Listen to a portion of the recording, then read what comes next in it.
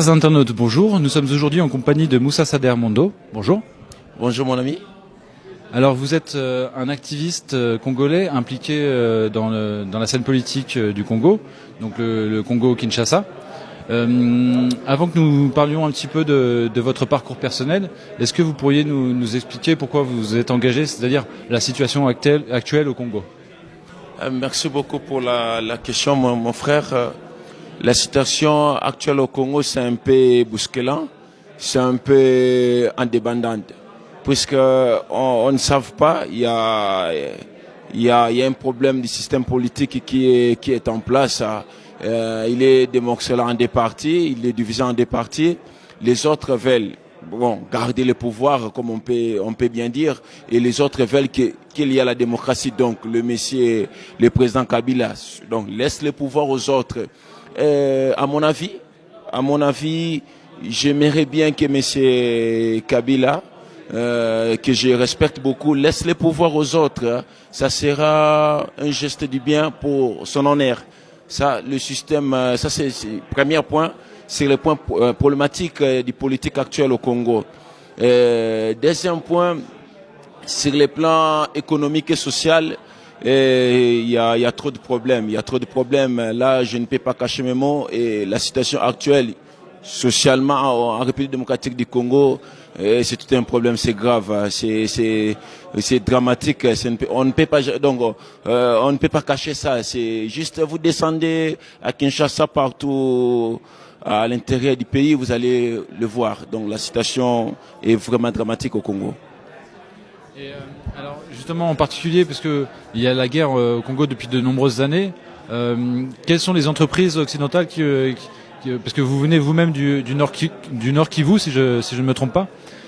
Donc vous avez très bien vu le pillage des ressources du Congo. Est-ce que vous pourriez nous en parler? Quelles sont les entreprises qui pillent le Congo? Merci pour la question vraiment très sensible. La majorité des Congolais ne savent pas ce qui se passe au Congo. Aujourd'hui, nous avons 14 ans de guerre créée par l'Occidentaux et beaucoup de sociétés qui est connue. Il y a plusieurs recherches on nous a prouvé qu'il y a des sociétés foulanes comme Nokia. Nokia, il est parmi les auteurs de guerre au Congo, en République démocratique du Congo. Je ne pourrais pas cacher ça. Il y a eu plus ou moins 7 millions de morts jusqu'à aujourd'hui. Ça, c'est le premier point. Et nous, la jeunesse congolaise de la République démocratique du Congo, nous voulons, à bientôt on va réclamer, au juste, nous comprenons pas pourquoi il y a des guerres souvent. 14 ans de guerre sans objectif.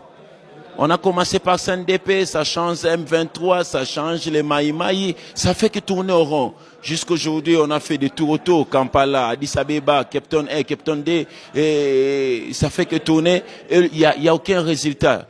Jusqu'aujourd'hui, il y a des morts et nos politiciens sont incapables, je dis bien, je pèse mes mots, nous manquons des politiciens en République démocratique du Congo.